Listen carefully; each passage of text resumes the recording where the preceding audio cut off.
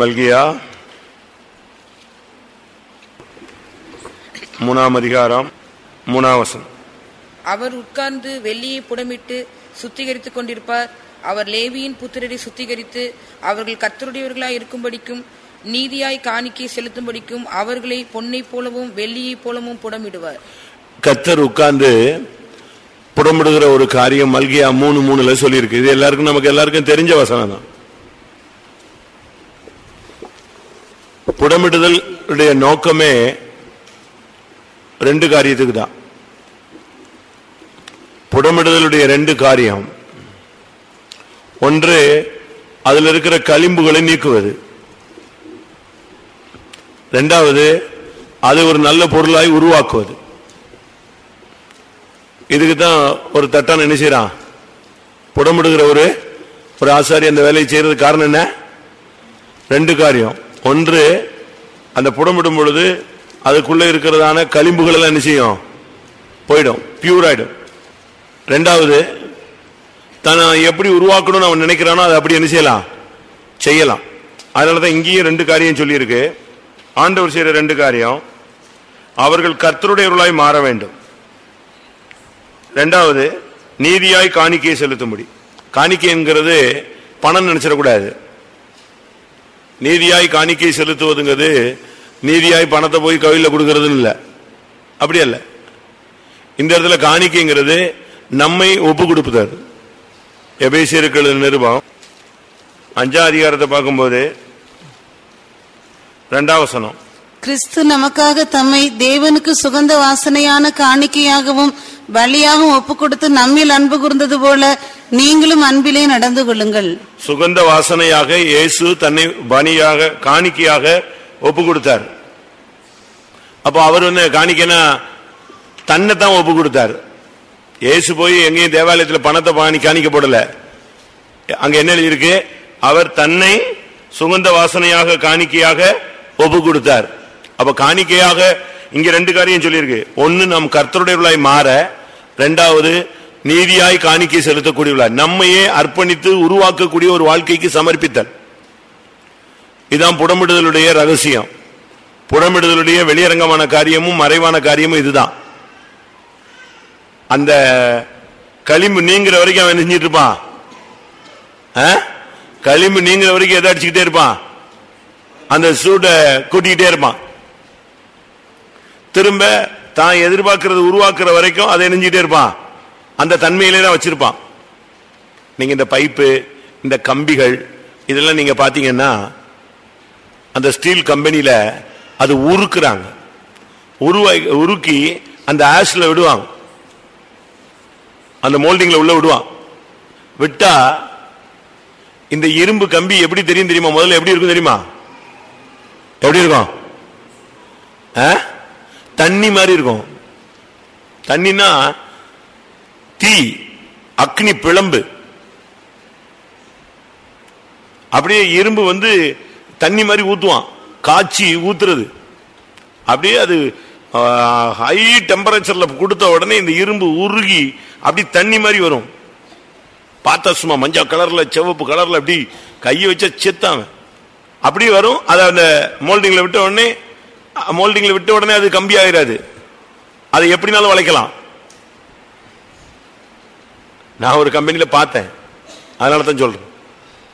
ஒரு ரயில்வே பிளாட்ஃபார்ம்ல இருந்து கீழே பார்த்தா ஒரு இந்த ஆங்கிள் செய்கிற கம்பெனி, அதுல மோல்டிங்ல போயிட்டு அது அப்படி தண்டவாளம் மாதிரி இதுல வருது. சும்மா அப்படி கம்பி வச்சு இழுத்துக்கிட்டே வருவாங்க. அது அப்படி சும்மா வளைஞ்சு வளைஞ்சு வரும். அந்த ஒரு சர்டன் டைமுக்கு பிறகு அது என்ன செய்யுது? ஸ்டிப்பா மாறுது. அப்ப நமக்குள்ள ஒரு சரியான அக்கினி இப்ப வந்தாதான் சுத்திகரிப்பு ஒழுங்கு. இல்லைன்னா சும்மா உட்காந்து சோத்திரம், நான் பைபிளே படிக்கவில்லை, நான் வேதமே வாசிக்கவில்லை, நான் உபவாசிக்கவே இல்லை, ஜெபிக்கவே இல்லை. பூசணிக்காய் இருக்கு, நீ இதை சொல்லிட்டு இருந்தா காரியம் ஆகுமா? எவ்வளவு காரியங்கள் மறைச்சிருக்கிறோம். ஒவ்வொருவருக்கும் 2 பகுதி இருக்கு. வெளியரங்கமான குற்றம் ஒன்று இருக்கு, மற்றொன்று என்ன இருக்கு? அந்தரங்கமான குற்றம்னு ஒண்ணு இருக்கு. நாணயத்துக்கு 2 பக்கம் இருக்கு. எல்லாருக்கும் சொல்றேன், டபுள் லைன் இருக்கும். இத 2யுமே சரிப்படுத்தணும்னா சரியான ஒரு அக்னி வந்தாதான் நடக்கும். புடமிடுதல். நமக்குள்ள சரியான அக்னியை பத்த வைக்கணும். சும்மா தோத்துறோம் நடக்காது. ஃபர்னஸ்ல போன மாதிரி அந்த இதுக்குள்ள போகணும், அக்னி சூளைக்குள்ள போயிட்டு வரணும். நீங்க செங்கல் சூளைய பாருங்க, அதுல அழகா மண்ணை தான் வெட்டி வைக்கிறாங்க, குழைச்சி கரெக்டா வெட்டி உள்ள வச்சிடறான். அது அந்த சூட்ல கலர் என்ன செய்யுது, மாறணும். சும்மா செம்மண் போட்டு கலர் மாறினா அது ஒரிஜினல் இல்ல. ஆனா இன்னும் நீங்க நல்லா பாத்தீங்கன்னா, அதிகமா சூளையில சூடாயிருச்சுன்னா சில கல்லுக்கு பேர் என்னது, ஒருக்காங்கல்லுன்னு சொல்லுவாங்க. அது உடையாது, அது சிவப்பு கலர்லயும் வராது, கருப்பு கலர்ல ஷைனிங் மாதிரி ஆயிடும். பாத்திருக்கீங்களா? அது அன்லிமிட்டட் ஹீட். மண்ணே தண்ணி, சும்மா தண்ணி மாதிரி வரும் ஹீட் ஆயிடுச்சுன்னா. இந்த அடுப்புக்கு வைக்கிற செங்கல்ல சில செங்கல் அப்படி வைப்பாங்க, அந்த கல்லை வச்சு கட்டினா அடுப்பு என்ன செய்யாது, வெடிக்காது. பெரிய ஃபர்னஸ் எல்லாம் கட்டுறதெல்லாம் அதை வச்சுதான் கட்டுறாங்க, அவ்வளவு ஹீட் டெம்பரேச்சர்ல கொடுத்தது. அதனால இப்ப கொஞ்ச நேரம் நம்ம புடமிடுகிறவனுடைய சவுக்காரத்துக்கு இடம் கொடுக்கணும். 2ஆம் வசனத்துல அவர் புடமிடுகிறவனுடைய அக்னியை போலவும் வண்ணாருடைய சவுக்காரத்தை போலவும் இருப்பார். ஒன்று அக்னி, மற்றொன்று சவுக்காரம். இந்த கரை, அழுக்கு, ரொம்ப கூடின அழுக்கு, போகாத அழுக்கு, இதெல்லாம் எதுல போகும்? சவுக்காரத்துல போகணும், உட்காரணும்.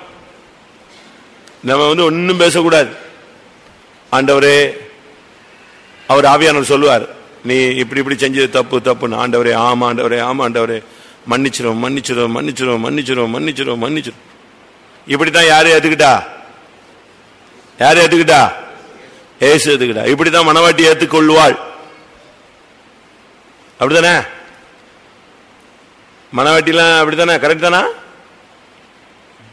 ரெபேக்காள் சொல்றா, அவன் கேட்கிறான், இது ஒரு சாபமாய் போயிருமே. அந்த சாபம் எங்க வரட்டும்? என் மேல வரட்டும், நான் ஏத்துக்கிறேன், விடு. முழு உலகத்தின் சாபத்தையும் இயேசு யார் மேல ஏத்துக்கிட்டா? நீ என் பிள்ளை, நான் பெத்த பிள்ளை, உன் சாபத்தை நான் நெஞ்சுக்கிறேன், ஏத்துக்கிறேன். அப்படித்தான் ஊழியக்காரங்க பைபிள்ல சொல்லி இருக்கிறது. சபையின் அக்கிரமத்தை ஊழியக்காரன் என்ன செய்யறான்? சுமக்குறான். ஏத்துக்கிறதுல சுமக்குறான். ஆரோனை கூப்பிட்டு சொன்ன வார்த்தையே, இஸ்ரவேலின் அக்கிரமத்தை நீ என்ன செய்யணும்? சுமக்கணும். அக்கிரமத்தை சுமக்கிற ஊழியன்னு ஒரு ஊழியம் இருக்கு, அக்கிரமம் செய்யற ஊழியம் இல்ல. வாசிங்க அப்படி வசனம் தெரியுமா? அக்கிரமம் செய்யற ஊழியம் இல்ல, அட்டூழியம் இல்ல, அக்கிரமத்தை சுமக்கிற ஊழியம். என்னாகமம் 18:1. என்னாகமம் 18:1. பின்பு கர்த்தர் ஆரோனை நோக்கி, நீயும் உன்னோட கூட உன் குமாரரும் உன் தகப்பன் வம்சத்தாரும் பரிசுத்த ஸ்தலத்தை பற்றிய அக்கிரமத்தை சுமக்க வேண்டும். நீயும் உன்னோட கூட உன் குமாரரும் உங்கள் ஆசாரிய ஊழியத்தை பற்றிய அக்கிரமத்தை சுமக்க வேண்டும். இதுதான் ஊழியம். அக்கிரமம் செய்யற ஊழியம் இல்ல, அக்கிரமம் சுமக்கிற ஊழியம்.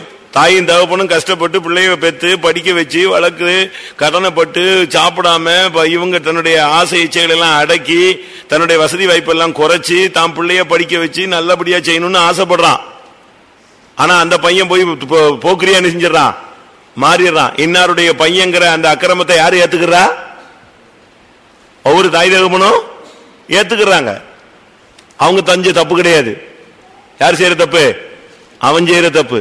அதுபோல முழு இஸ்ரவேலுடைய அக்கிரமத்தையும் ஒரு ஆசாரியன் சுமக்கணும். சும்மா அழகா ட்ரிம்மா ட்ரெஸ் போட்டுக்கிட்டு மார்பதகத்தை மாத்திக்கிட்டு அப்படியே அழகா தூப கலசத்தை அடிச்சுட்டு ஸ்டைலா போற ஊழியம் கிடையாது இது. அந்த ஆசாரியனுக்கு பின்னால் என்ன இருக்கு? நீயும் உன் குமாரரும் பரிசுத்த ஸ்தலத்தை பற்றிய அக்கிரமத்தை சுமக்க வேண்டும். இஸ்ரவேல் ஜனங்களுடைய குற்றங்களுடைய ஆசாரிய ஊழியத்தை பற்றிய, பரிசுத்த ஸ்தலத்தை பற்றிய அக்கிரமம், ஆசாரிய ஊழியத்தை பற்றிய அக்கிரமம்.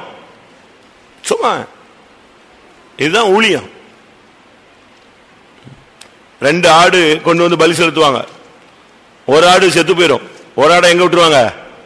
போக்காடா விட்டுருவான். அது இவனுடைய அக்கிரமத்தை சுமந்து அது போக்காடா தெரியுமா? சும்மா இல்ல. இயேசு பலியான ஆடு, ஊழியக்காரன் போக்காடாய் விடப்பட்ட ஆடு. அதனாலதான் ஒவ்வொரு தேசமா இப்படி அலைஞ்சு அலைஞ்சு ஜனத்தினுடைய அக்கிரமத்தை சுமந்துட்டு வர்றான். யாரு இவன் பெற்றதும் கிடையாது, இவன் அந்த இது சமுதாயத்தை சேர்ந்தவனும் கிடையாது. ஆனா எல்லா ஜனங்களுடைய அக்கிரமத்தையும் நெஞ்சிட்டு வரான். இவன் போக்காடாய் விடப்பட்ட இவன் சுமந்து திரிகிறான். கொஞ்ச நேரம் டைம் தரேன், எல்லாரும் கண்ணு மூடும். கத்தாவே எனக்கு இப்ப நான் எதை சொல்லி எதுக்காக இந்த வார்த்தையை எடுத்தேன்னா, புடமிடணும்னு. சும்மா வந்து கண்ணை மூடிட்டு hallelujah praise him praise him praise him meditation meeting இல்ல இது அக்கினி பத்தி எரிஞ்சு புடமிட்டு உனக்குள்ள இருக்கிற களிம்பெல்லாம் வெளியே போய் உன்னை அப்படியே கர்த்தர் உருவாக்குற ஒரு கூட்டம். அப்படிப்பட்ட ஒரு அக்கினி இறங்கி இந்த முதல் கூட்டத்திலிருந்து எல்லா கூட்டங்களிலும் தெய்வம் இறங்கி ஊழியர்கள் விசுவாசிகள் எல்லாரையும் புடமிடும்படியாக சரியான ஒரு உணர்வுள்ள அனுபவத்தை கர்த்தர் கட்டளிட முடியாது. கொஞ்ச நேரம் போராடுவோம்.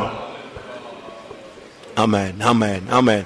பலவீனத்தை கொஞ்சம் பார்க்காதீங்க, பிள்ளைகளை பார்க்காதீங்க, உங்களுடைய ஆண்டவருடைய சமூகத்தில் உங்களை நீங்க பாருங்க. தராசுல இயேசுவை நிப்பாட்டுங்க, இன்னொரு பகுதியில் உங்களை நம்மை நிப்பாட்டுவோம். கர்த்தருடைய பாதத்தில் விழுவோம், கண்ணை மூடி வாயை திறந்து ஆண்டவருடைய சமூகத்தில் கதறுவோம். ஆமென் ஆமென். மௌன விரோத கூட்டம் அல்ல, ஆமென். தேவனுடைய இரக்கங்களுக்காக கதறுகிற கூட்டமாய் மாறட்டும். கர்த்தாவே உம்முடைய வசனத்தை கொண்டு, உம்முடைய ஆவியை கொண்டு, ஒரு உணர்வுள்ள இருதயத்தை கொண்டு, நொறுங்கின ஆவியை கொண்டு என்னை புடமிடும் ஆண்டவரே. ஆமென். உட்காரும். சில வசனங்கள் மூலமாய் நம்மை நாமே நியாயம் தீர்த்துக் கொள்ள வேண்டியது அவசியம்.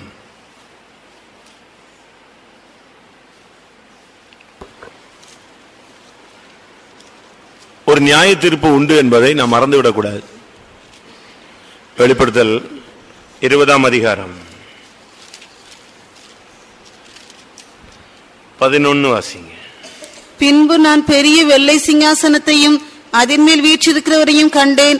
அவருடைய சமூகத்திலிருந்து பூமியும் வானமும் அகன்று போயின, அவைகளுக்கு இடம் காணப்படவில்லை. நான் வெள்ளை சிங்காசனத்தை கண்டேன்.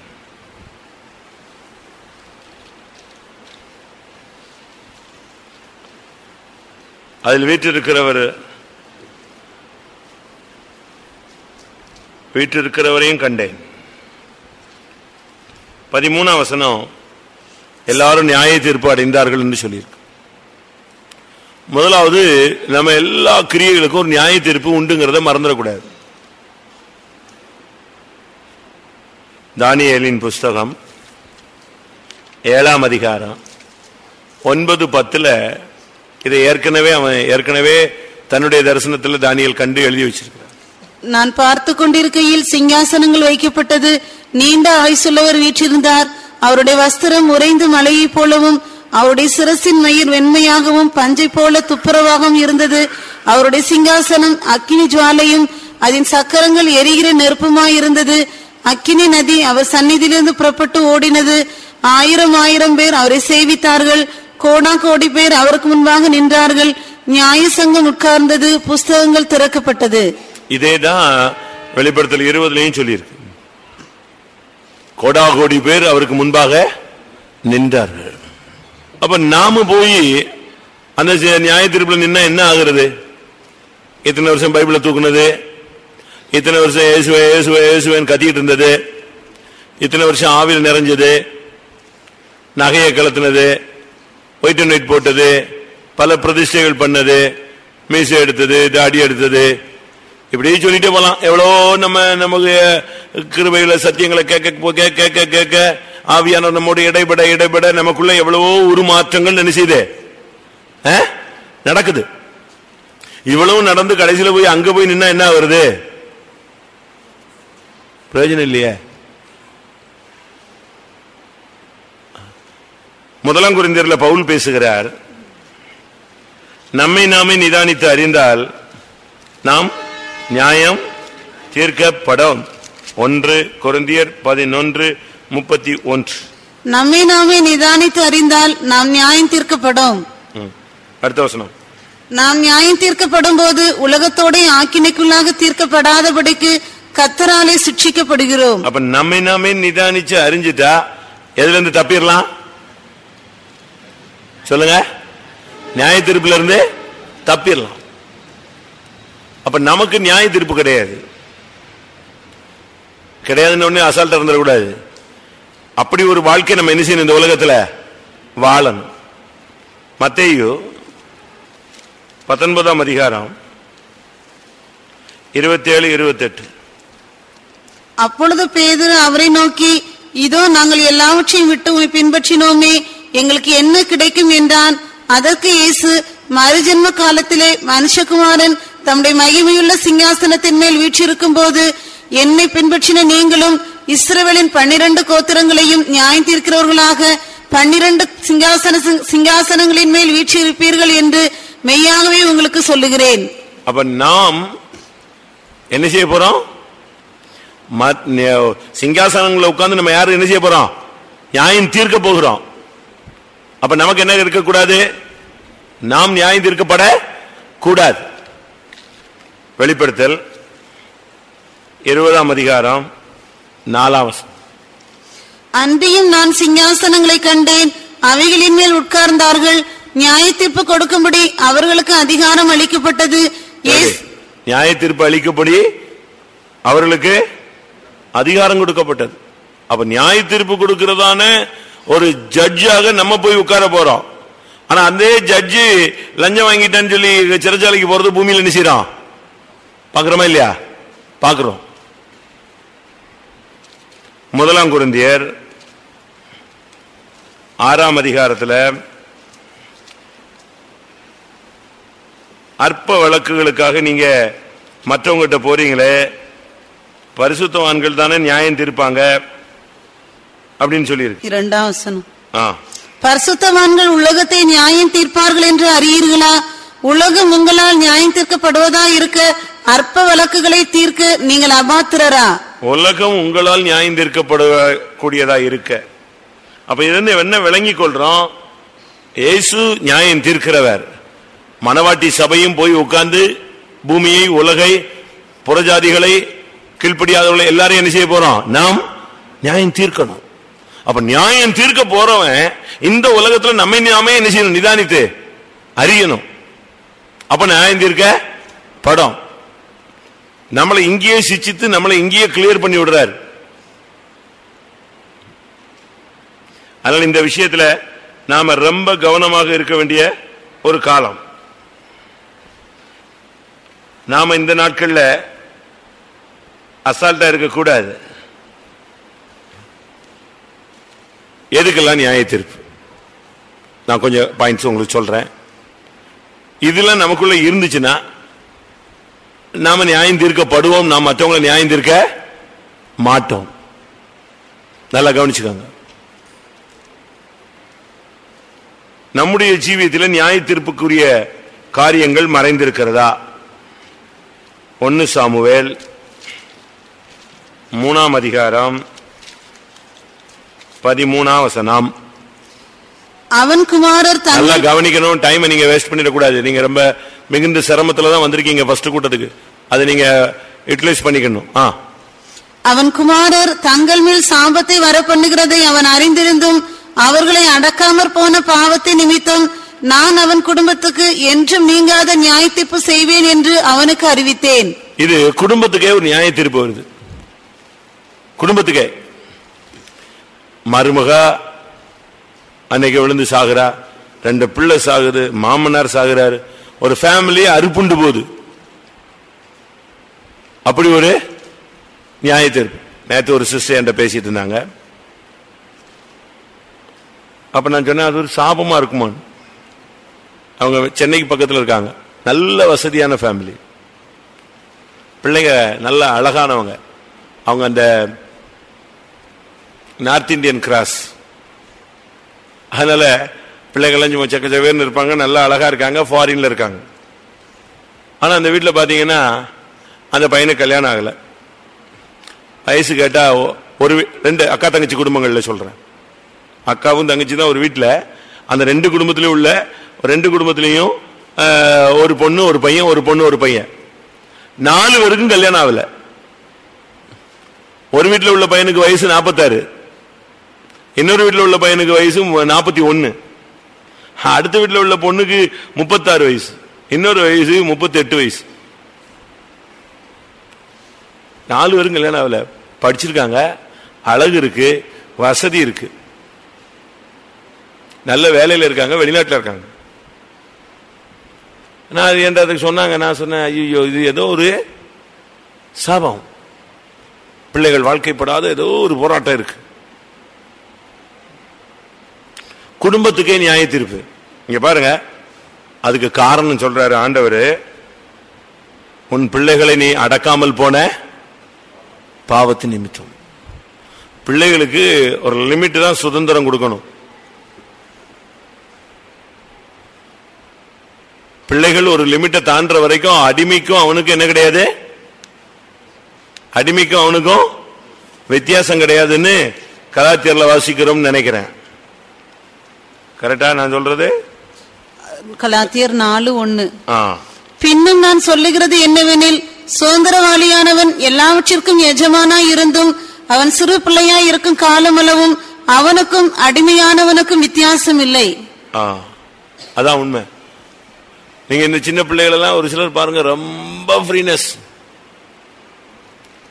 மனைவி பிள்ளைய சின்ன பிள்ளைய அடிச்சுட்டா அவன் வந்த உடனே, டேடி என்னைய அம்மா அடிச்சுட்டாமா, இந்த ஆளு ஒரு மடைய முட்டாள் மாதிரி படாருன்னு யாரை அடிப்பான்? என் பிள்ளை எப்படி அடிப்பேன்? உன் பிள்ளைன்னா அவளுக்கு பிள்ளை இல்லையா? அதாவது என்னவோ இவங்க ஒரு பெரிய பாசத்துல அப்படி பொங்கி வழிகிற மாதிரி குருட்டாட்டத்தில் போறானுங்க. அது என்ன ஆகுது, அந்த பிள்ளைய இவன் என்ன செய்யறான், நியாய தீர்ப்புக்கு கொண்டு போய் விட்டுறான். தப்பு. பிள்ளைகளை அடக்கணும். அவன் சிறுபிள்ளையா இருக்கும் அளவும் அவனுக்கு அடிமைக்கு என்ன கிடையாது, வித்தியாசம் கிடையாது.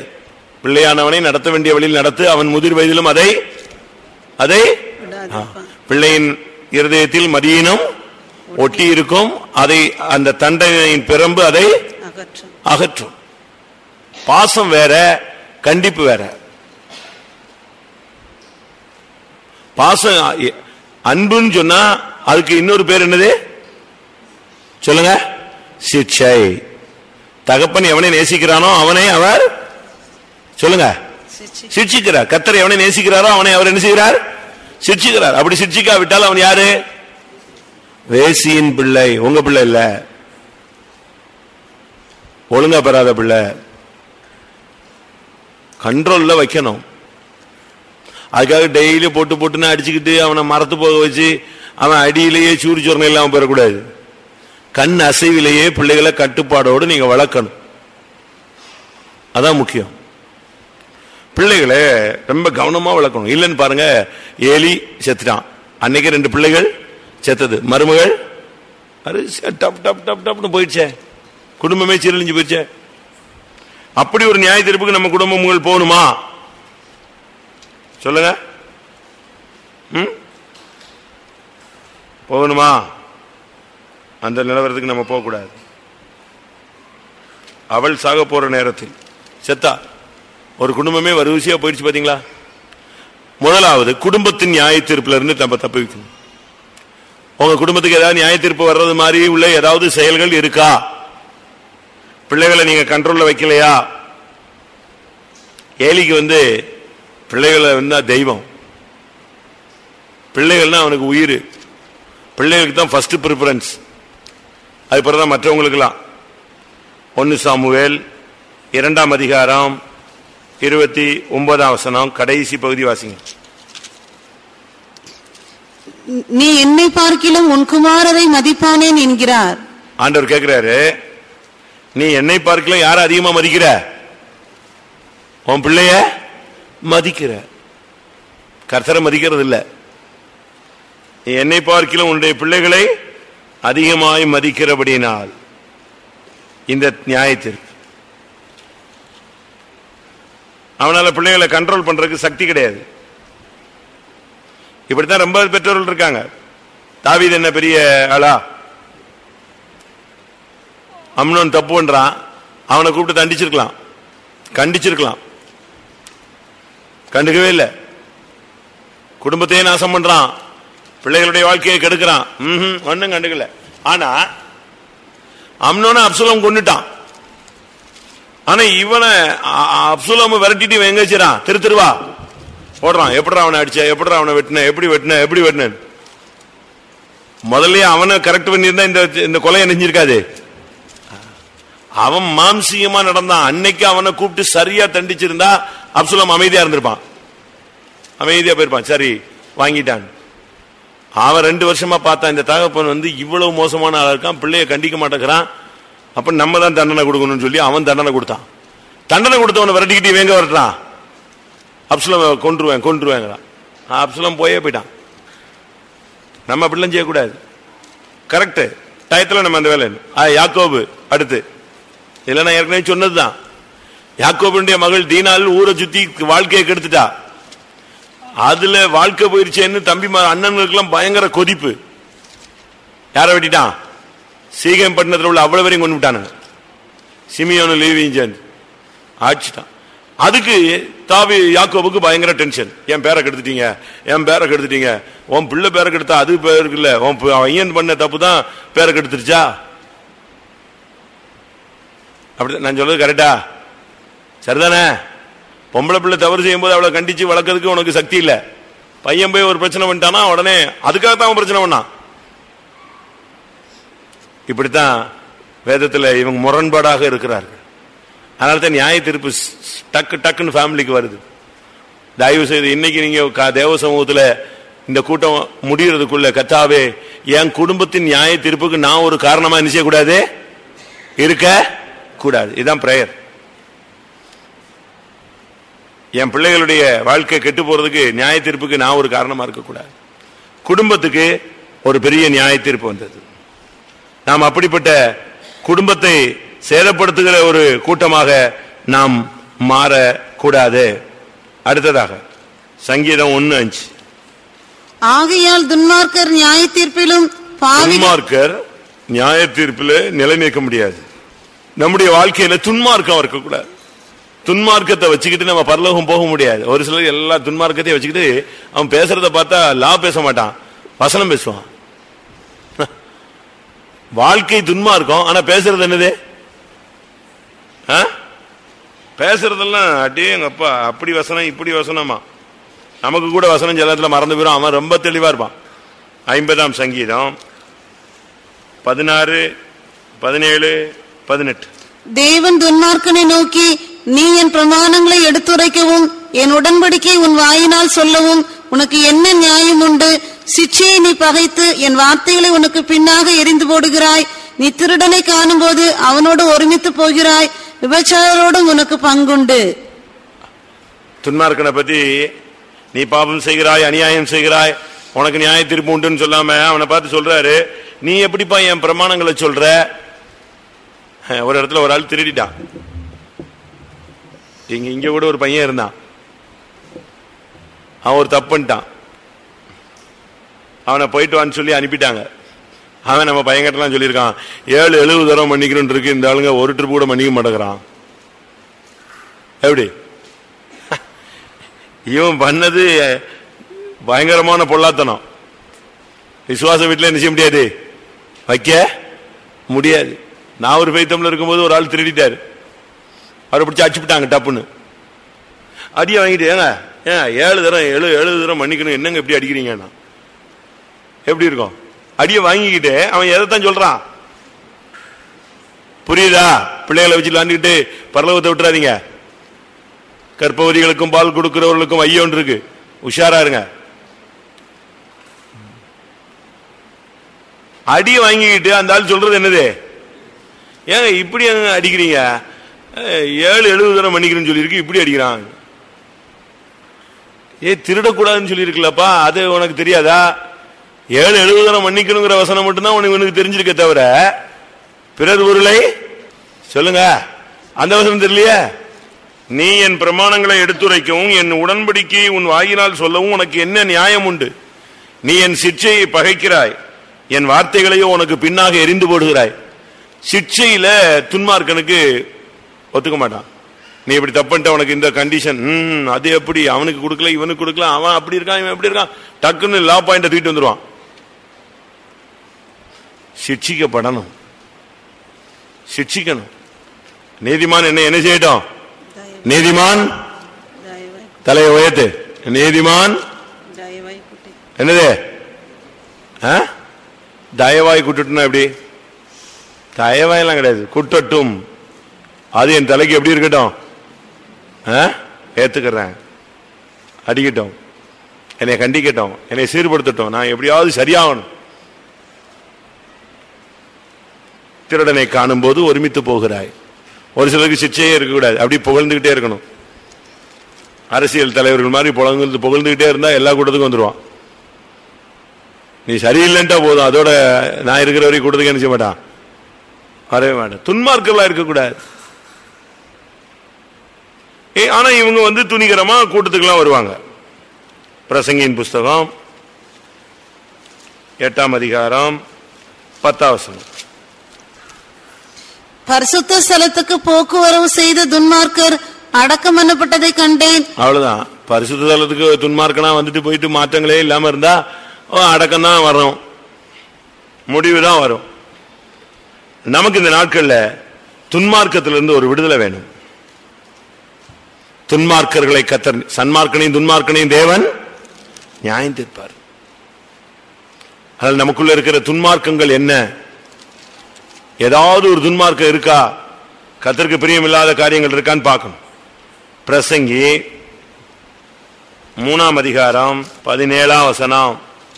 சகல எண்ணங்களையும் சகல செய்கைகளையும் நியாயம் தீர்க்கும் காலம் இனி இருக்கிறபடியால் சன்மார்க்கனையும் துன்மார்க்கனையும் தேவன் நியாயம் தீர்ப்பார் என்று என் உள்ளத்தில் எண்ணினேன். சகல எண்ணங்களையும் சகல செய்கைகளையும், அதாவது நம்ம நான் ஒரு தப்பும் பண்ணல சொல்லலாம், ஆனா கர்த்தர் எதை அறிகிறாரு,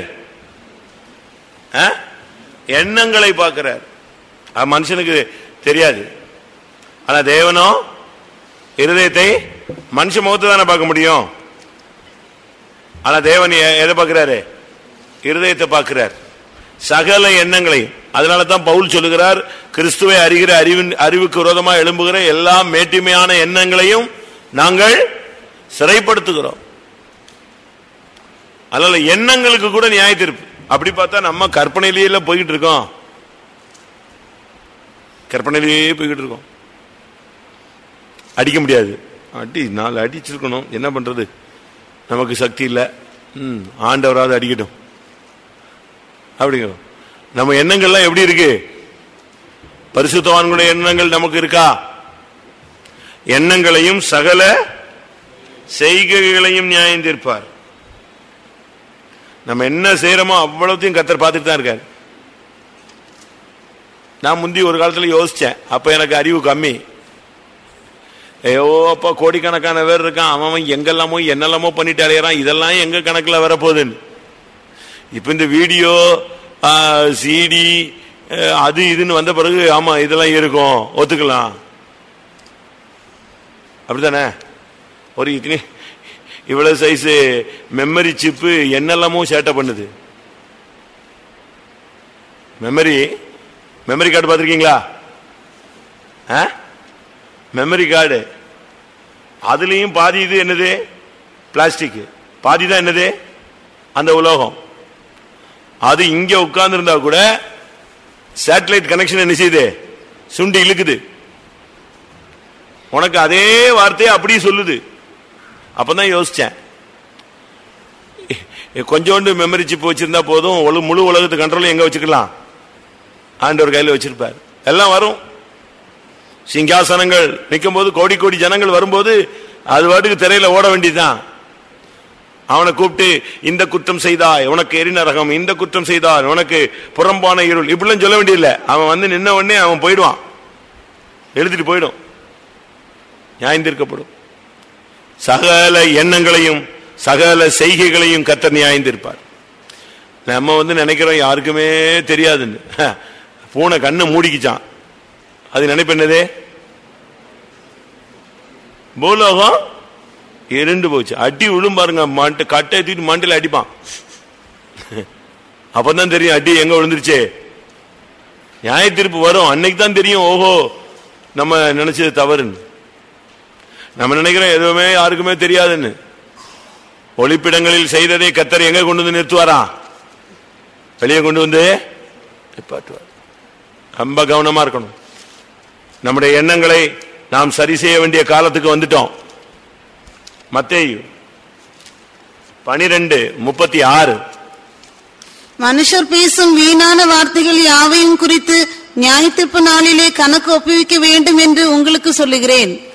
வார்த்தைகள் நல்லது, ஆனா என்ன வார்த்தை தப்பு? வீணான வார்த்தை. எபேசியர்ல பவுல் பேசுகிறார், கேட்கிறதுக்கு பக்தி விருத்திக்கு ஏதுவான வார்த்தை இருந்தா என்ன செய்யுங்க? பேசுங்க. 4:29. கெட்ட வார்த்தை ஒன்றும் உங்கள் வாயிலிருந்து புறப்பட வேண்டாம். பக்தி விருத்திக்கு ஏதுவான நல்ல வார்த்தை உண்டானால் அதையே கேட்கிறவர்களுக்கு பிரயோஜனம் உண்டாகும்படி பேசுங்கள். நம்ம சில நேரத்தில் இந்த சாட்சி சொல்றவங்கள சத்தம் போட்டுறோம், போதும் நிப்பாட்டுன்னு சொல்லிடுறோம். அதெல்லாம் ஒரு சிலருக்கு அப்படியே உயிர் போன மாதிரி இருக்கும். வார்த்தையை கண்ட்ரோல் பண்ணுங்க. பிரசங்கி 5ஆம் அதிகாரத்தில் 2வது தேவ சமூகத்தில் நீ துணிகரமாய் உன் வாயினால் பேசாமலும் மனம் பதறி ஒரு வார்த்தையும் சொல்லாமலும் இரு. தேவன் வானத்தில் இருக்கிறார், நீ பூமியில் இருக்கிறாய். ஆதலால் உன் வார்த்தைகள் சுருக்கமாய் இருப்பதாக. வீணா போட்டு பேசி ஒரு சிலருக்குலாம் இந்த சாட்சியில ஏறிட்டாங்கன்னா என்ன கிடையாது, பிரேக் இருக்காது. இந்த சைக்கிள்ல சில பிள்ளைங்க ஏறி ஓட்டிடுவாங்க, சட்ட சட்டன்னு ஓட்டி எங்கனாலும் போயிடுவாங்க. இறங்குடான்னா இறங்க தெரியாது, குப்புற விழுந்துதான் இறங்குவாங்க. வண்டியோடு விழுவான், இல்ல காலை நொண்டி அடிச்சு தேய்ச்சி கீழ்ச்சி பூச்சி கீழே விழுந்து இப்படிதான். அதே கேஸ்ல தான் பாதி பேர் சாட்சிக்கு எந்திரிச்சிடுவாங்க. அதுக்கு பிறகு எங்க முடிக்கணும்னு நினைச்சாது தெரியாது. திருப்பி இவங்களை நம்ம கயிறை கட்டி தான் பிடிச்சி என்ன செய்யணும்? ஆமென், உட்காரு உட்காரு உட்காருன்னா தான் உட்காருவான். பேசுற அதனாலதான் தேவ சமூகத்தில் உன் வார்த்தைகள் எப்படி இருக்கணும்? சுருக்கமா இருப்பதா. ஷார்ட்டா பேசுங்க. ஷார்ட் அண்ட் ஸ்வீட்னு சொல்லுவான். ரொம்ப சிம்பிளா நச்சுன்னு பேசுங்க. சும்மா மணிக்கணக்கா ஒரு சிலர் இந்த தீர்க்கதரிசனம் சொல்லுவாங்க, அதுவாட்டுக்கு அவ்வளவு தூங்கி எந்திரிச்சிருவான். ஒரு சிலர் ஜெபம் பண்ணுவாங்க, அதுவாட்டுக்கு போயிட்டே இருக்கும். நம்ம 1.5 மணி நேரம் பிரசங்கம் பண்ணதை இவங்க 1.25 மணி நேரம் ஜெபம் பண்ணுவாங்க, கொஞ்சம் தவிர்த்துட்டு. அந்த வேலைலாம் இருக்கக்கூடாது. டிஎல் மூடி பிரசங்கம் பண்ணாராம், முடிந்து ஜெபம் பண்ண கூடவாராம். ஒருத்தன் பிடிச்சிட்டான் மைக்க, போயிட்டான் போக்கு. பாதி பேர் கண்ணை திறந்துட்டான், பாதி பேர் ஒருத்தன் இப்படிங்கிறான், ஒருத்தன் அப்படிங்கிறான். ஒன்னும் இவர் ஜெபத்தை என்ன செய்யல, அப்படி ஆண்டவரே இப்படி ஆண்டவரேன்னு போயிட்டாரு. டிஎல் மூடி பார்த்தாரு, அடப்பா 1.5 மணி நேரம் பிரசங்கம் பண்ணதை இவன் சொல்லியே முடிச்சிட்டானேன்னு சொல்லி, தேவ சமூகத்தையே கெடுத்துட்டானேன்னு சொல்லி உடனே இவர் மைக்க பிடிச்சு சொன்னாராம், சகோதரர் ஜெபித்து கொண்டிருப்பார், நாம் பாடல் பாடுவோம். அடுத்த ஸ்டெப் போலாம். அவர் ஜெபிச்சுட்டு இருப்பார். எப்படிதான் சுருக்கமா, ரத்தன சுருக்கமா, ரத்தன சுருக்கம். இந்த ராக்கெட்ல போறவெல்லாம் நம்மள மாதிரி சோத்து முட்டையை தூக்கிட்டு போக மாட்டான். நம்மள மாதிரி இட்லி தோசைன்னு அது பாட்டுக்கு டப்பா டப்பா ஊத்திட்டு போறதில்ல. அவனுக்கு சாப்பாடு பார்த்திருக்கீங்களா? என்னது சொல்லுங்க. டேப்லெட்ஸ் நீங்க போடுறீங்கல்ல, மாத்திரை வீட்டுல எல்லாம் பாதி பேர் தான் போடுறானே. அதுதான் அதுக்குள்ள ஒரு நேர சாப்பாடு எதுக்குள்ள இருக்கு, அந்த சாராம்சம். அவ்வளவுதான். அழகா அதை போட்டா போதும், ஒரு டைம் பசி ஆறிடும். அதே சத்து, அதே ஜீவன், அதே பலன் இருக்கு. யோசிச்சு பாருங்க. வார்த்தைகள், மனுஷர் பேசும் வீணான வார்த்தைகள். யார்கிட்ட என்ன பேசுறோம், யார்கிட்ட என்ன பேசக்கூடாது, அவசியமா தேவையா? இயேசு சில இடத்துலலாம் அப்படியே நின்றுட்டார், மௌனமா இருந்தார். பிலாத்து சொல்றான், ஏப்பா நான் இவ்வளவு பிரச்சனை நடந்துட்டு இருக்கு, நீ ஒண்ணுமே நிச்சயம் மாட்டேங்கிற, பேசியா ஏதாவதுன்னு. அவரோ மௌனமா இருந்தார். அது எல்லாருக்கும் ஆச்சரியமா இருந்துச்சு. இவ்வளவு பெரிய குற்றச்சாட்டை சொல்லி சிலுவையில தொங்க விட போறாங்க, நம்மள மாதிரி ஆள்னா அங்க கடந்து இணைஞ்சிருப்பான், ஒரே கூப்பாடு போட்டு கத்திட்டு இருப்பான். பவுல பிடிச்சு விட்டாங்க ஒரு இடத்துல, அடிக்கிறதுக்கு நியாய சங்கத்துல கொண்டு விட்டாங்க. பவுலுக்கு என்ன பண்ணணும்னு தெரியல, நான் பரிசேயன்ட்டான், டப்புன்னு ஒரே கத்து. யார கூட்டிட்டான்? அப்படியே பார்த்தான், சதுசேயர் பாதி பரிசேயர் பாதி. பரிசேயர் தான் மெஜாரிட்டியா இருக்கிற மாதிரி பார்த்தான். ஏன்னா ஏற்கனவே யாரு இவன் பரிசேயன். இப்ப அடிச்ச கொண்டுவிடுவானுங்க போட்டிருக்கேன்ட்டு அப்படியே பார்த்துட்டு, நான் பரிசேயனுக்கு பிறந்த பரிசேயன் கையை காட்டினான். அவ்வளவு பேர் எந்திரிச்சிட்டான். யாரு? பரிசேயனா? எப்படிப்பா இவனை அடிக்கலாம், தள்ளி விடுறான், அவனை தொடாதன்ட்டான் எல்லாரும். இப்படி யாரு பண்றத? ஏசு மௌனமா இருந்தார். வீட்லயும் பாருங்க, ஒரு சிலருக்குலாம் பேசியே அடி வாங்கிக்கிட்டே இருப்பாங்க, ஆனா பேசிக்கிட்டே இருப்பாங்க. கடைசியில் சொல்லுவாங்க, நீங்க அடிச்சுக்கிட்டே இருங்க, நான் பேசுறத மட்டும் நிறுத்தவே மாட்டேன். நான் பாதி பேருக்கு சொல்ற உபதேசம் என்னன்னா, ஏன் பேசி பேசி அடி வாங்குற, பேசாம இரு, கர்த்தர் உனக்காக பேசட்டும், கர்த்தர் நியாயம் செய்யட்டும். நாம் பேசுகிற வீணான வார்த்தைகள் ஒவ்வொன்றுக்கும் கர்த்தருக்கு கணக்கு கொடுக்க வேண்டும். எசேக்கியேல் 18:30. ஆகையால் இஸ்ரவேல் வம்சத்தாரே, நான் உங்களில் அவனவனை அவனவன் வழிகளுக்கு தக்கதாக நியாயம் தீர்ப்பேன் என்று கர்த்தராகிய ஆண்டவர் சொல்லுகிறார். பாருங்க, எதுக்கு தக்கதாக? வழிகள். உன்னுடைய வழிகள் என்னுடைய வழிகள் அல்லன்னு சொல்றார். உன்னுடைய வழிக்கும் என்னுடைய வழிக்கும் வானத்துக்கும் பூமிக்கு உள்ள தூரம் என்ன செய்யுது? கிழக்குக்கு மேற்குக்கு எவ்வளவு தூரமோ அது மாதிரி வழி வித்தியாசம் வருது. ஆண்டோடைய வழிகள் வித்தியாசமானது. ஆனா நம்முடைய வழியை கர்த்தர் பார்த்துக்கிட்டே இருக்கிறார். மனுஷனுக்கு செம்மையாய் தோன்றுகிற வழிகள் உண்டு, அதனுடைய முடிவு என்னது? மரணம். நமக்கு நம்ம செய்யறதெல்லாம் கரெக்டா இருக்கிற மாதிரி தான் இருக்கும். நம்முடைய வழிகளை கர்த்தர் பார்த்துக்கிட்டே இருப்பார், இவன் போற வழி கரெக்டா.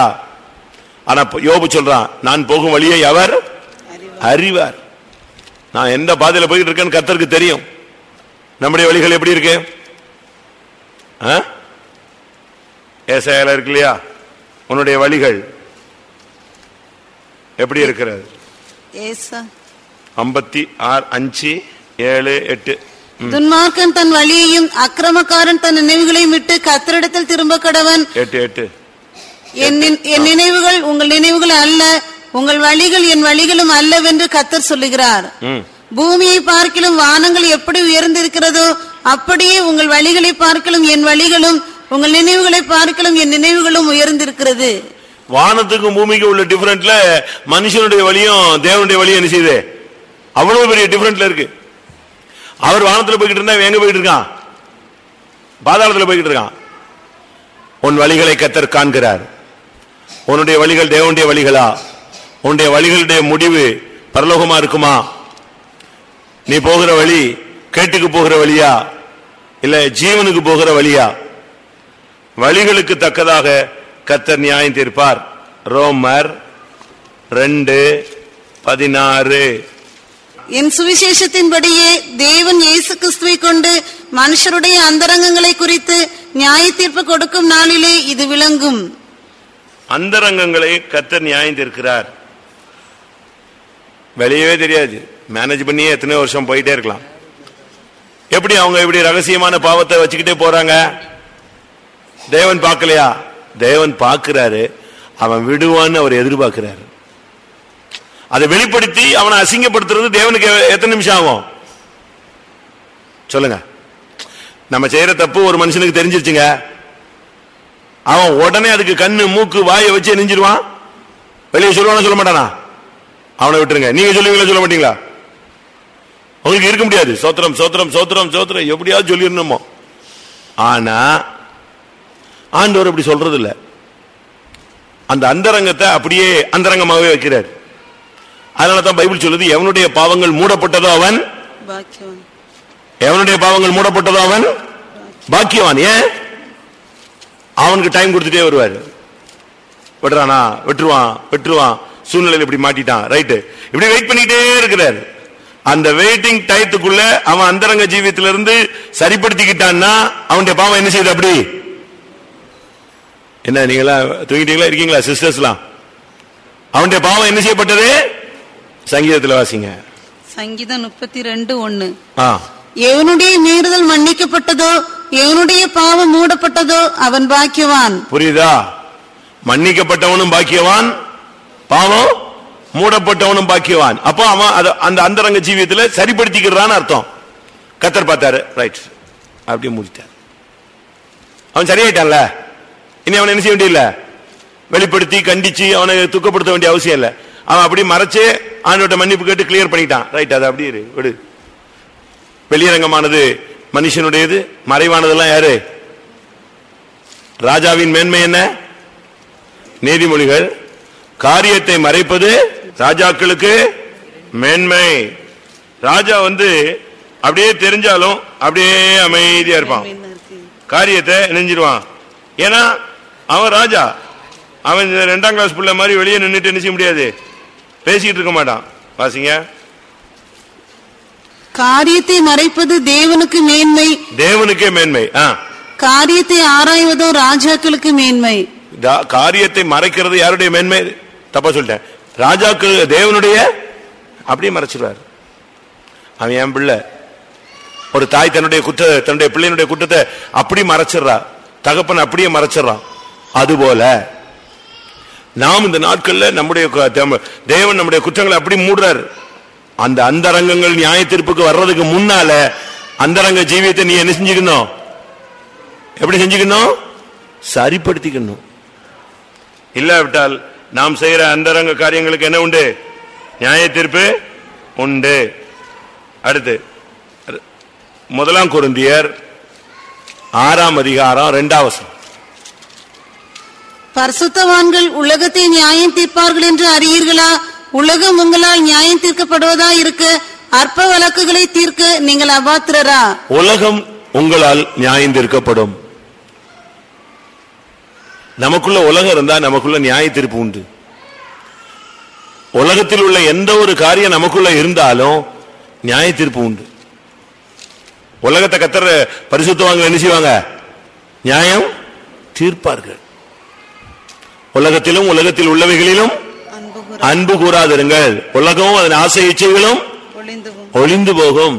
கண்களின் இச்சை, மாம்சத்தின் இச்சை, ஜீவனத்தின் பெருமை இவைகள் உலகத்தில் உண்டானவைகள், இவைகள் பிதாவினால் உண்டானவைகள் அல்ல. அப்ப இதிலிருந்து என்ன விளங்கிக் கொள்றோம்? உலகத்தை கர்த்தர் நியாயம் தீர்ப்பார்.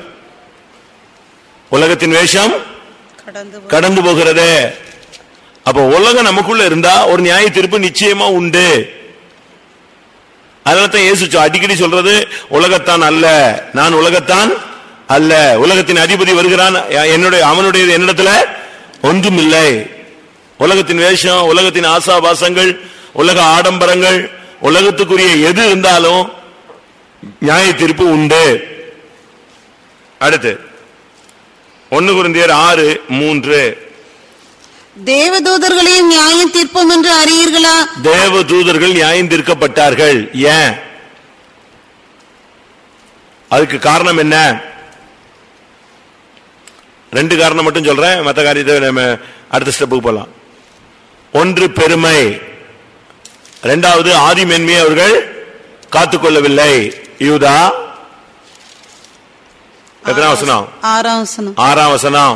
தங்களுடைய ஆதி மேன்மையை காத்துக்கொள்ளாமல் தங்களுக்குரிய வாசஸ்தலத்தை விட்டுவிட்ட தூதர்களையும்.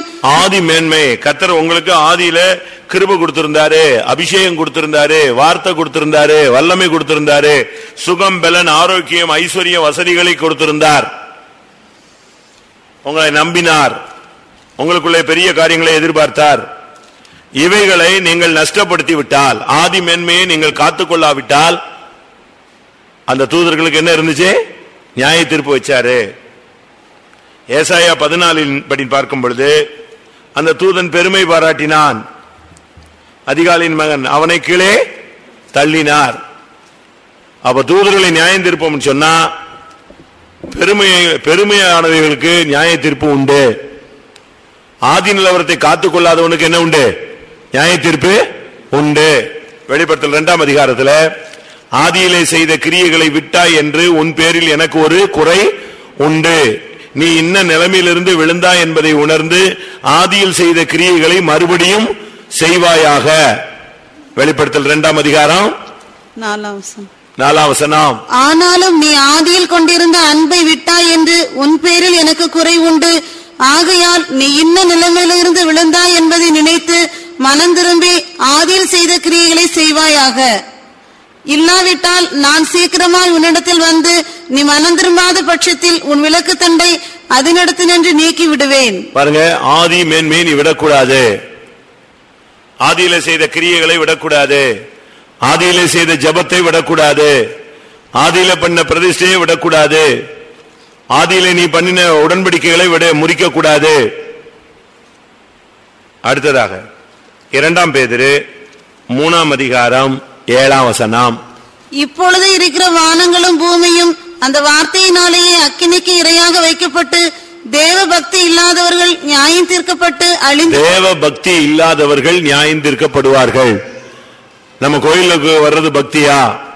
யாக்கோபு 1:27 திக்கற்ற பிள்ளைகளும் விதவைகளும் படுகிற உபத்திரவத்திலே அவர்களை விசாரிக்கிறதும் உலகத்தால் கரைபடாதபடிக்கு தன்னை காத்துக் கொள்ளுகிறதுமே பிதாவாகிய தேவனுக்கு முன்பாக மாசில்லாத சுத்தமான பக்தியா இருக்கிறது. Pure godliness.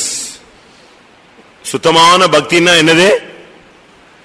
விதவைகள் படுகிற கஷ்டத்துல உதவி செய்வது, திக்கற்ற பிள்ளைகள் கஷ்டப்படும் போது உதவி செய்வது, உலகத்தால தன்னை கரைபடாமல் ஜீவியத்தை காத்துக்கொள்வது, இதுதான் உண்மையான பக்தி. இந்த பக்தி இல்லாத எந்த விசுவாசியும் ஊழியக்காரனும் என்ன செய்யப்படுவான்? நியாயம் தீர்க்கப்படுவான். ஏழைகளை நீங்க எப்படி மதிக்கிறீங்க? திக்கற்றவங்களை நீங்க உதவி செய்றீங்களா? உலகத்தினால உங்களை கரைபடாதபடி காத்துக்கொள்றீங்களா?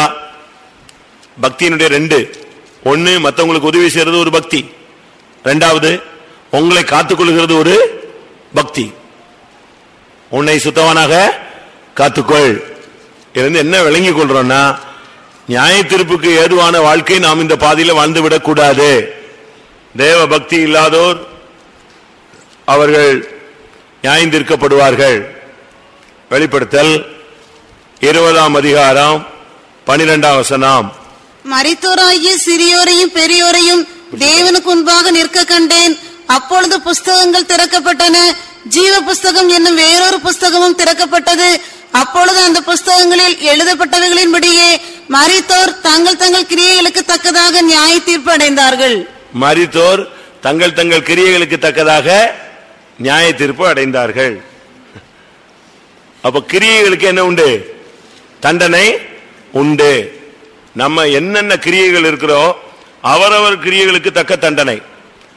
அதனால இந்த நாட்கள்ல நம்ம என்ன கிரியைகள் பைபிள்ல சொல்லி இருக்கிறது, அவனவன் கிரியைகளுக்கு தக்கதான பலன் என்னோடு கூட வருகிறது. அப்ப கிரியைகளுக்கு தக்கதான பலனை கர்த்தர் நமக்கு தருகிறார். ஒரு விசுவாசியை எப்படி நியாயம் தீர்க்கிறார்? ஒரு ஊழியக்காரனை எப்படி நியாயம் தீர்க்கிறார்? உலகத்து மனுஷனெல்லாம் பல விதங்களை நியாயம் தீர்க்கிறார். ஆனா ஒரு விசுவாசியை ஒரு ஊழியக்காரனை எப்படி நியாயம் தீர்க்கிறார்? வசனமே, அவன் கேட்ட வசனமே அவன் என்ன வசனம் கேட்டானோ. யோவான் 12:48 என்னை தள்ளி என் வார்த்தைகளை ஏற்றுக்கொள்ளாதவனை நியாயம் தீர்க்கிறது ஒன்று இருக்கிறது. நான் சொன்ன வசனமே அவனை கடைசி நாளில் நியாயம் தீர்க்கும். வசனம் நம்ம பிரசங்கம் கேட்கிறோம் பாருங்க. நான் பிரசங்கம் ஈஸியா பண்ணிடுறேன். ஆனா நான் பண்ண பிரசங்கத்துக்கு எனக்கு என்ன உண்டு? நியாய தீர்ப்பு உண்டு. நான் பண்ண பிரசங்கத்துக்கு நியாய தீர்ப்பு உண்டு. அதே போல நான் பண்ண பிரசங்கத்தை கேட்ட உங்களுக்கு அந்த வசனத்துக்கு என்ன உண்டு? நியாய தீர்ப்பு உண்டு. யோவான் 8:16 நான் நியாயம் தீர்த்தால் என் தீர்ப்பு சத்தியத்தின்படி இருக்கும். ஏனெனில் நான் தனித்திருக்கவில்லை, நானும் என்னை அனுப்பின பிதாவுமாக இருக்கிறோம். சத்தியத்தின்படி நியாய தீர்ப்பு இல்லையா? யோவான் 8:16 இல்லையா? நான் நியாயம் தீர்த்தால் என் தீர்ப்பு சத்தியத்தின்படி இருக்கும். நான் நியாயம் தீர்த்தால் என் தீர்ப்பு எப்படி இருக்கும்? சத்தியத்தின்படி நியாயம் தீர்ப்பார். நமக்கு ரொம்ப உபதேசம் கொடுத்திருக்கிறார். உபதேசத்தின்படி நமக்கு நியாயம் தீர்ப்பு உண்டு. நம்ம கேட்ட பிரசங்கத்தின்படி நியாய தீர்ப்பு உண்டு. எல்லாரும் கண்களை மூடுவோம். ஒரு 10 நிமிடம் எல்லாரும் முழங்கால் போடலாம். இந்த முதலாம் கூட்டத்திலேயே நாம் நியாய தீர்ப்புக்கு தப்பிக்கொள்ளணும். ஏனென்றால் நம்ம அநேக நியாய தீர்ப்புக்கு ஏதுவான பல கிரியைகளிலே நாம் சிக்கி இருக்கிறோம். எல்லாரும் கண்களை மூடுவோம். சில நிமிடங்கள் ஆண்டவருடைய பாதத்தில் நம்மை ஒப்பு கொடுப்போம். ஆண்டவருடைய பாதத்தில் நம்மை ஒப்பு கொடுக்கும் பொழுது நமக்குள்ளே நம்மை நாமே சரிப்படுத்திக் கொள்ள ஒரு வாய்ப்பு இருக்கிறது. கொஞ்ச நேரம் ஆண்டவருடைய பிரசன்னத்தில் நம்மை தாழ்த்தி ஒப்பு கொடுக்கலாம். ஆண்டவர் நம்முடைய மத்தியில இரக்கமுள்ளவராய் தான் வந்திருக்கிறார். ஏனென்றால் நாம் நியாய தீர்ப்பிலிருந்து தப்பிக்கொள்ள வேண்டும் என்பதில் தேவன் கவனம் உள்ளவராய் இருக்கிறார். அதனால்தான் கர்த்தர் இந்த மாலை வேளையில நம்மோடு பேசிக் கொண்டிருக்கிறார். இதுவரை நம்ம நியாயம் தீர்க்காது இருக்கிறதுக்கு காரணம் அவருடைய இரக்கம். இதுவரை நம்முடைய பாவங்களை வெளியாக்காமல் இருக்கிறது காரணம் நாம் திரும்பி விடுவோம் என்கிற நிச்சயம்.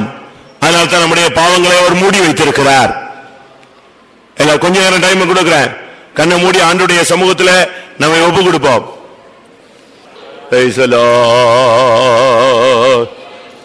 நம்முடைய குடும்பம் நியாயம் தீர்க்கப்படக்கூடாது பிரியமானவர்களே. ஹல்லேலூயா. நாம் துன்மார்க்கலாகி நாம் நியாயம் தீர்க்கப்பட்டு விடக்கூடாது. நாம் பேசுற வீணான வார்த்தைகளுக்கு நியாய தீர்ப்பு உண்டு. ஒரு 5 நிமிடம் ஆண்டோடைய சமூகத்துல நியாய தீர்ப்புக்கு ஏதுவான ஏதாவது ஒரு மறைவோ வெளியரங்கமாகவோ ஏதாவது ஒரு காரியம் இருந்தா அதை அப்படியே சொல்லி ஆண்டவர்ட்ட கரெக்ட் பண்ணிடுங்க. ஆமென். கர்த்தாவே, நான் வீணான வார்த்தைகள் பேசிட்டேன், மன்னிச்சிருங்க. ஹல்லேலூயா. என் பிள்ளைகளை அடக்காமல் போய் என்னுடைய பிள்ளைகளை உம்மை விட அதிகமாக மதித்து விட்டேன், தவறுதான், மன்னியும் ஆண்டவரே. வாழ்க்கையில் துன்மார்க்கத்தை வைத்துக் கொண்டு வசனத்தை பேசினது தவறு. என்னுடைய எண்ணங்கள் சரியா இல்ல, மன்னியும் ஆண்டவரே. என்னுடைய வழிகள் சரியில்லை, என்ன மன்னியும் ஆண்டவரே. என்னுடைய அந்தரங்க ஜீவியத்தில் தோல்விகள் இருக்கு, தேவ மன்னியும் ஆண்டவரே.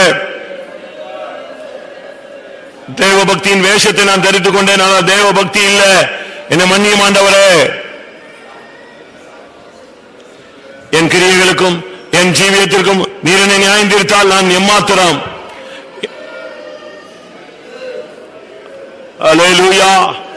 அக்கிரமத்தை கவனித்திருப்பீரானால் யார் நிலை நிற்பான் ஆண்டவரே? தேவன் நியாயம் தீர்க்கிற எத்தனையோ காரியங்கள் எனக்குள் மறைந்திருக்கிறது. தேவன் என்னை மன்னிக்க வேண்டும். இதுவரை என்னை அந்த குற்றங்களை வெளிப்படுத்தாமல் பாதுகாத்த தெய்வம் இனிமேல் அதிலிருந்து எனக்கு ஒரு விடுதலையும் தர வேண்டும். நான் நியாய தீர்ப்புக்கு போய் நின்றுவிடக் கூடாது. கர்த்தரின் மேல் தயவாய் இருக்க வேண்டும். இனிமேல் நியாய தீர்ப்புக்குரிய வாழ்க்கை நான் வாழ மாட்டேன், அப்படி ஒரு முடிவை எடுக்கிறேன் என்று சொல்லுகிறவர்கள் தயவு செய்து எழுந்து முதல் கூட்டத்திலேயே அறிக்கை செய்து நியாய தீர்ப்பிலிருந்து தப்பிக் கொள்ளுங்கள். ஆமென். இந்த முதல் கூட்டத்திலேயே நியாய தீர்ப்புக்குரிய ஒரு ஆளாய் நாம் போய்விடக் கூடாது.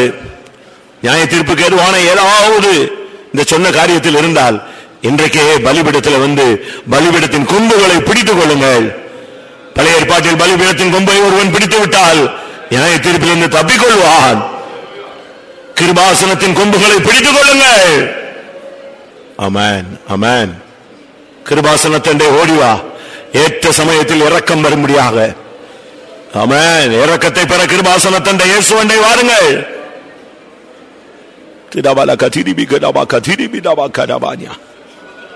கர்த்தாவே, தேவ பக்தி இல்லாமல் நான் ஜீவித்த இடங்களை மன்னியும்.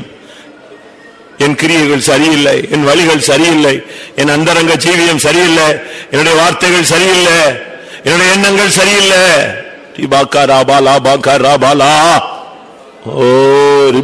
சத்தம் சத்தம் சத்தத்தை உயர்த்துங்கள். தேவனை நோக்கி கூப்பிடுங்கள். பாவியாகிய என் மேல் கிருபையாயிரும் என்று சொல்லி அந்த மனுஷன் தன் மார்பில் அடித்துக் கொண்டு கதறின பொழுது அவன் நீதிமானாக்கப்பட்டவனாய் திரும்பி போனான். உன்னை நியாயம் தீர்க்க வேண்டும், தேவனே இவனை நியாயம் தீரும் என்று ஒரு ஆவி போராடி கொண்டிருக்கிறது. இவன் செய்த தவறுக்கு, இவன் செய்த தவறுக்கு நியாயம் தீர்த்து விடும் என்று ஒரு ஆவி போராடுகிறது. ஆனாலும் ஆவியானவர் அந்த வல்லமையை தடுத்துக் கொண்டிருக்கிறார். ஓ, நீ நியாய தீர்ப்புக்குரியவன் அல்ல, நீ அந்த ஆவியை நியாயம் தீர்க்கக்கூடியவன். ஆமென், ஆமென், ஆமென். இரக்கங்களை பற்றிக் கொள்ளுங்கள். இதுவரை நான் செய்த தவறுகளுக்கு என்னை நியாயம் தீர்த்திருந்தால் நான் அழிந்து போயிருப்பேன் என்று எத்தனை பேர் ஒத்துக்கொள்றீர்கள்? இன்னைக்கு நான் இருக்கவே முடியாது. பழைய ஏற்பாட்டு பிரமாணத்தின்படியோ புதிய ஏற்பாட்டு பிரமாணத்தின்படியோ என்னை தேவன் நியாயம் தீர்த்திருந்தால் நானும் என் குடும்பமும் அழிந்து போயிருப்போம். கிருபை என்னை நிலைநிறுத்தி இருக்கிறது. ஆமென், ஆமென், ஆமென்.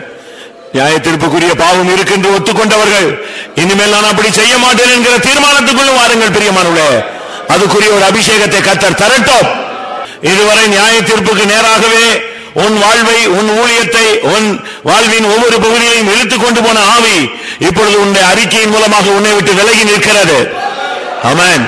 நீ இப்பொழுது நீதிக்காக உன்னை ஒப்புக் கொடுத்தால் கர்த்தருடைய வல்லமை நிரப்பப்படும் பொழுது இந்த ஒதுங்கி நிற்கிற வல்லமை ஆக்கினைக்கு உள்ளாக மாற்றப்படும். கர்த்தருடைய சமூகத்துக்காக ஸ்தோத்திரம் பண்ணுவோம். அவர் உட்கார்ந்து வசனத்தின் மூலமாய் நம்மை புடமிட சித்தம் கொண்டிருக்கிறார். அதற்காக ஸ்தோத்திரம் பண்ணுவோம். எப்படி ஆயினும் இந்த கூட்டங்கள் வாயிலாக நாம் அவருடைய மாறத்தக்கதாக கர்த்தர் ஒவ்வொரு கூட்டங்களிலும் ஆளுகை செய்ய முடியாது. ஸ்தோத்திரம் பண்ணுவோம். இன்னும் மீதியா இருக்கிற 4 கூட்டங்களையும் கர்த்தர் பொறுப்பெடுக்க முடியாது. ஸ்தோத்திரம் பண்ணுவோம். கர்த்தர் ஒவ்வொருவருக்குள்ளும் நடப்பிக்க வேண்டிய வாஞ்சித்த காரியத்தை அவர் பூர்ணமாய் நடப்பிக்க முடியாது. ஸ்தோத்திரம் பண்ணுவோம். இந்த மாதமெல்லாம் கர்த்தர் நடத்த முடியாது. ஸ்தோத்திரம் பண்ணுவோம். எல்லா மகிமையும் அவருக்கே செலுத்தி ஸ்தோத்திரம் பண்ணுவோம்.